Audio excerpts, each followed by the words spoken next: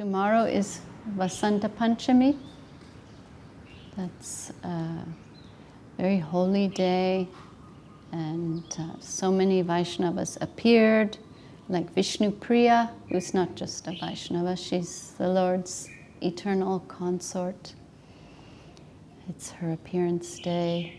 And in 1996, Srila Gurudev chose that day to give saffron cloth to me. So it's in her honor, because Gauranga Mahaprabhu left home, left her and his mother. Vishnu Priya Devi was only like 14 years old, and she spent the rest of her life just in deep separation and with so much austerity. She took upon herself voluntarily, spending her days and nights in extreme separation and service to the Lord. And she would chant the holy name of the Lord, and with each mantra, she'd take 1 grain of rice and put it in a pot. And by the end of the day, she would cook that rice, offer it to Mahaprabhu's deity that was commissioned for her. So many attempts were made to make the perfect deity of Mahaprabhu for her. First one was not suitable or appropriate. She didn't accept. Second one also was not like Mahaprabhu. The third one, Vishnu Priya Devi's deity, Mahaprabhu, the third one was perfect. And when she saw that deity, she covered her face and worshipped that deity for the rest of her life. And by the end of the day, she would cook that rice she chanted on, each grain cooked in a pot, and offered that to Mahaprabhu, and would live. That would sustain her. Of course, not on Ekadashi, where she would accept more austerity, but in such memory, Gurudev gave memory and sacrifice that she gave, which is the main reason why he chose that day to give saffron cloth to me in her honor and sacrifice. So that's tomorrow. First day of spring, Saraswati Puja, Pundarik Vidyanidhi's appearance, Raghunath Das Goswami, who else? Let's see.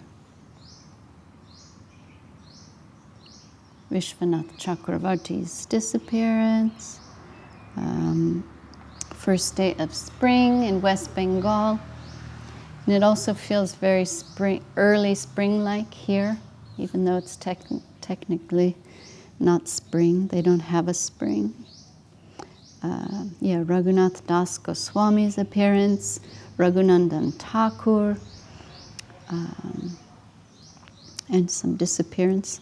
Vishwanath Chakravarti, Bharti Maharaj, Parvat Maharaj, so on. So it's a big day tomorrow, and we will honor that. And today I just wanted to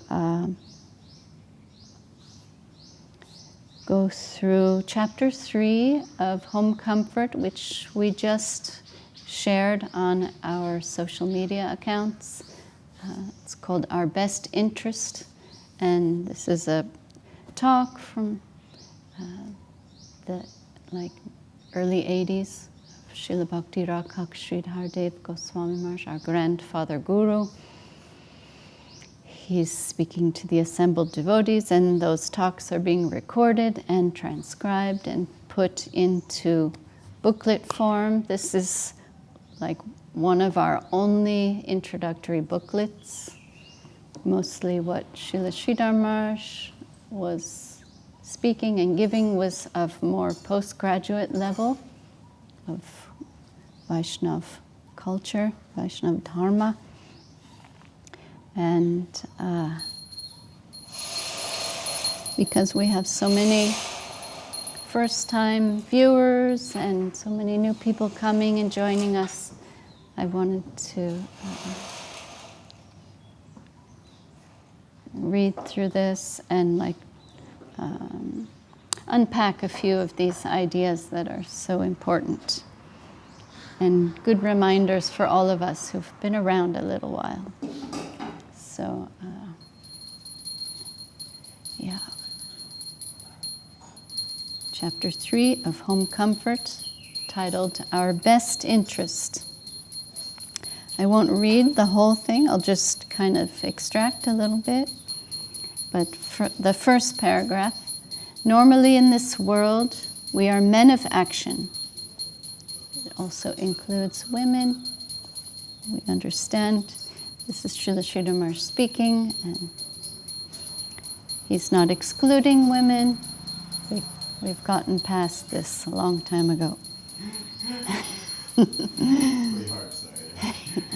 So normally in this world, we are men of action. Men who exploit the environment and nature in order to gain energy. There's always the attempt to gather more and more energy to use at our command, and to hoard something so it may be utilized in the time of necessity. In general, that is the very nature of those who live here, and if any hindrance comes in that attempt, then it is considered that those circumstances are very bad because they oppose the object of life here, which is to gather more energy, more facility, more comforts, more wealth, whatever it may be. You know, everyone's here with the object of exploitation.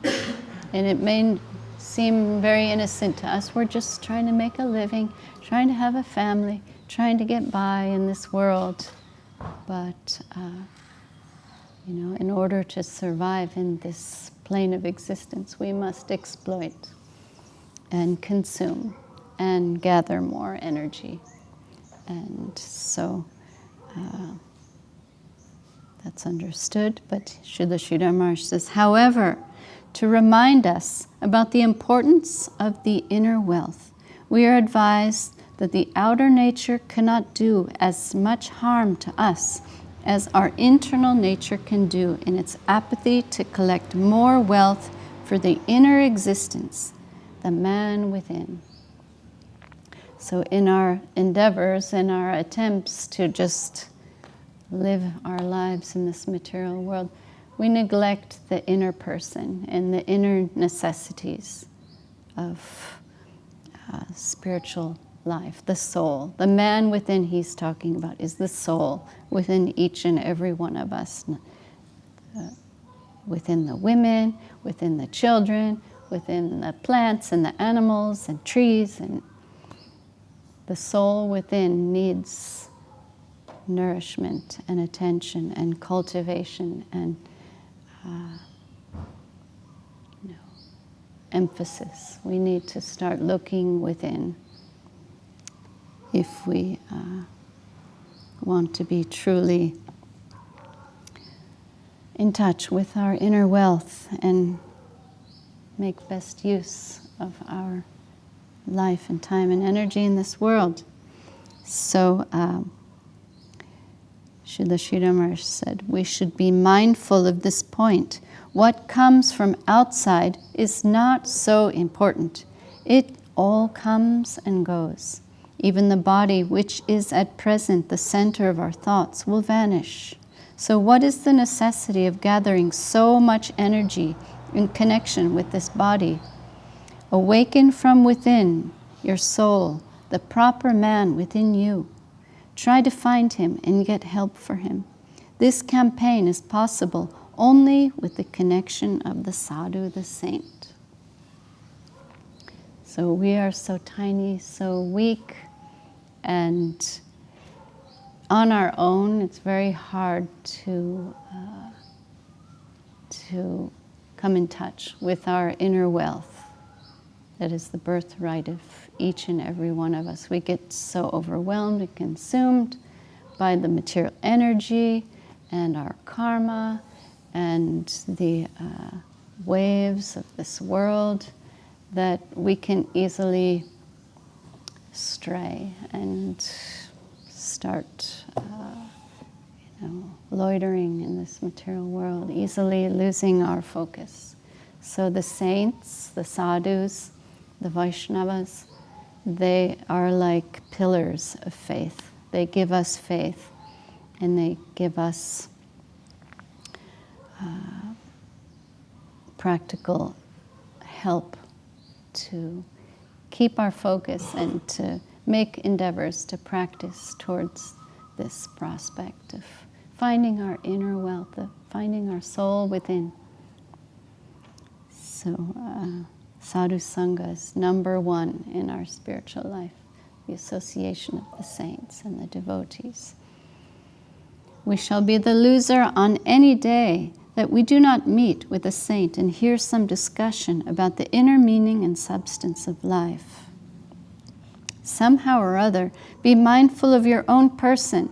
Look after your own interests by finding your own self. And be unmindful towards the external world and circumstances, and dive deep into reality, your inner wealth. Find your inner self in the inner world within, where your inner self is living. Try to find that home, back to God, back to home. Utilize your energy only for going home and not for wandering into the land of others, the land of death. Try to avoid the land of death at any cost, and always try to seek out the eternal soil. You must realize that you are a member of that soil, that eternal soil. Try to understand what is your home and why that is your home. What does home comfort mean? It means it is the natural place with which is our birthright. We have to face the fact that we are not at home. But if there's some hankering within us to search for that, we are fortunate. So, how can a temporary mortal life provide home when at any moment that inevitable hour will come where we're just at once faced with our mortality, where we cannot have a permanent place and we're just revolving according to our karma. So this is a temporary experience, a tiny piece of our eternal journey, and we have to face that fact.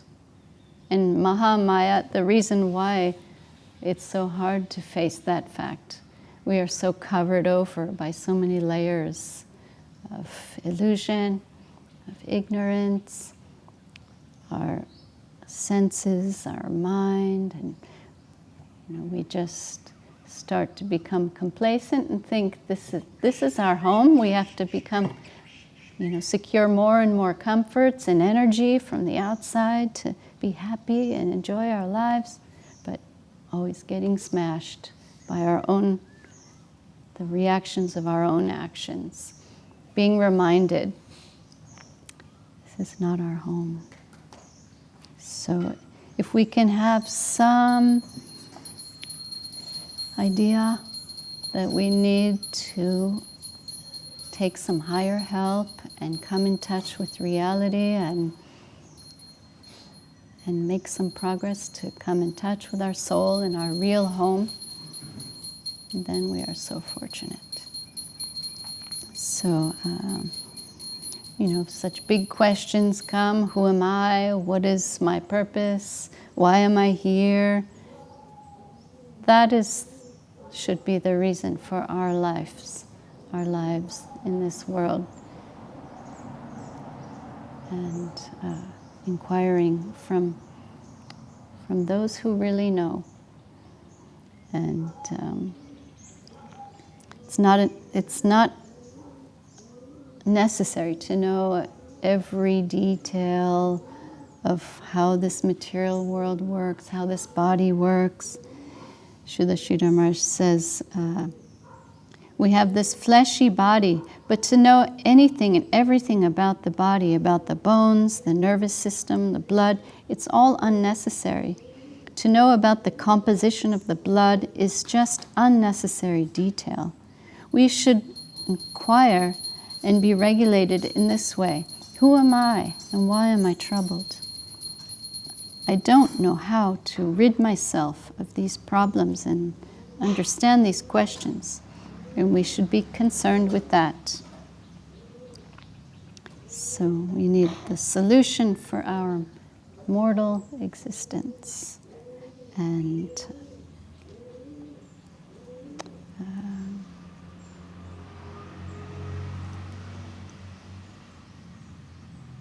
so we must save our energy and regulate it in the proper channel. And get higher help from the sadhus, those who are established in truth. So Mahaprabhu gave this substance in his divine pastimes as the Kali Yuga avatar. It's the Lord who's coming, Radha and Krishna combined in one form, and to help us all get out of this undesirable situation. And that is Nam Sankirtan. Jai Guru Gauranga Radha Govinda Sundar Giriraj Govardhan Ki Jai. So guidance from the Guru, the sadhus, is most important. And from them, higher direction will come and give us connection and we will be most benefited. So the divine agents come to our aid, and we, in this way, will come in connection with the higher and most subtle layer of life, of real life. And eventually we should see that the charm of this life will be finished. Already we have had much experience that this is all stale. Prahlad Maharaj said, chewing the chewed. All like attempts of enjoyment in this world. It's like chewing what's already been chewed. And what song is it? I've chewed the thorns of life. Avatar Sar. The thorns of life. And what happens is our mouths, the thorns are cutting our mouth as we're chewing, and we're tasting our own blood. That's Lochandas' expression of like what we are experiencing here with our senses. So there cannot be any real happiness wherever there is the four enemies: Janma, Mrityu, Jara, Vyadi, birth, death, old age, and disease. Wherever there is death, there cannot be any real happiness, just flickering and reactionary happiness, temporary happiness. In such a plane, we are always under the threat of death, so there is no charm. All charm is completely finished. Therefore, with eagerness, we must inquire as where shall we live? We must select a higher plane where really we can live. So Krishna is explaining to Arjuna in the Gita that a permanent position is only possible in his plane. And not just a permanent position, but like where you will find all the things that you are hankering for. We as part and parcels of ecstasy, of consciousness, of beauty, sweetness, charm, affection, all those things we want, that rasa, it all exists in him, and that rasa is at play in his divine abode. where every movement is a dance, every word is a song, where the Lord in his highest form of Krishna is playing in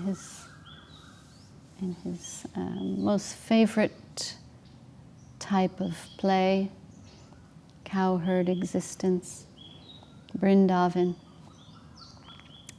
Srila Sridhar Maharaj explained the nature of Vrindavan because Krishna is the original cause of all causes, and he has a particular nature, and his expansions expand in so many ways in different pastimes and plays and avatars. But his original form is that of a cowherd boy in cowherd society, where Srila Sridhar Maharaj says, power, like the supreme power, dressed in affection, covered in affection, and couched in humility.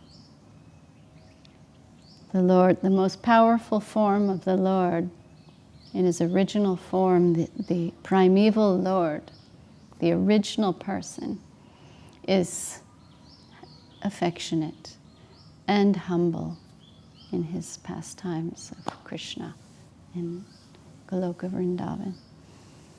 And it's inconceivable to us. It's a plane of consciousness where we are being welcomed, and that's Krishna's eternal abode. So we are being welcomed into that plane, and the Lord is so many ways trying to help us understand that we are part of him. Our happiness will be found in loving relationship with him. He's giving himself to us in so many ways, reciprocating with his devotees. And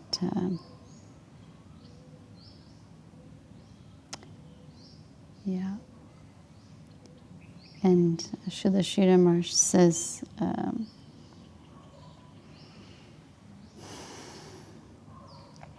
in spiritual life, so many symptoms will come to show proof in your progress. So when you're on this path and you're making some headway, making some progress on this path, you'll get, like, one example is like on a road trip, you're going somewhere and you'll start to see road signs that you're getting closer and closer. So in spiritual life, you'll also get some indicators. Yes, you're going in the right direction. And ultimately, you will feel that inner confirmation within your heart. That yes, this is what I came searching for, this is what I want, it's attracting my heart, and just keep going, because we're getting help and reciprocation from the Lord and his devotees. Srila Sridhar Maharaj says, we now have a human body, and this is the most valuable time for us, but it is being lost at present due to misapplication. Our most valuable energy is being lost through misappropriation. So awake, arise, and engage yourself for your own benefit. Not only that, but address others also to engage in this campaign. And that in turn will give you further help in a particular way, like commission. When you're selling the product, you'll get some remuneration from that. Like when you're trying to help someone, you'll get that through your action, your good action, you will get some good reaction. You're helping others and you will get help from that. Lastly, the main thing that is under the guidance of a higher aim, the main thing is that under the guidance of a higher agent, we should engage ourselves in devotional activities and have a busy program So there may not be any spare time to go on with any trifling mundane matters. An idle mind is a devil's workshop. We know that one. Such a busy program in the association of the devotees will be helpful for us. In another context, Srila Sridhar Maharaj said, same context, but in a different instance, Srila Sridhar Maharaj says, service according to its intensity of necessity reaps remuneration. So that service that is actually needed, and the more it's needed, the more response, positive response will come to us. We try to keep busy with the devotees and keep engaged in this divine prospect without getting derailed and distracted. Together, Sankirtan, this makes it all possible. So we're very grateful for these beautiful talks of Srila Sridhar Maharaj. They give us life. They remind us why we are here, what are we doing, what is our higher purpose, and what is most necessary for that. Sadhu Sangha, surrender, Sharanagati. We're trying to share each chapter on our social media accounts because people they're day and night searching for something. Yep. Doom scrolling. So why not put something like out there that will nourish them and awaken them? So that's why we put some energy into distribution on social media. People are like searching for rasa and watching, who knows what, God knows what, trying to find that, that rasa, that fulfillment, that happiness, that pleasure, that, searching in all the wrong places, but we'll be there with our divine propaganda to help direct people to a higher way and a higher source, and with true reality and absolute truth.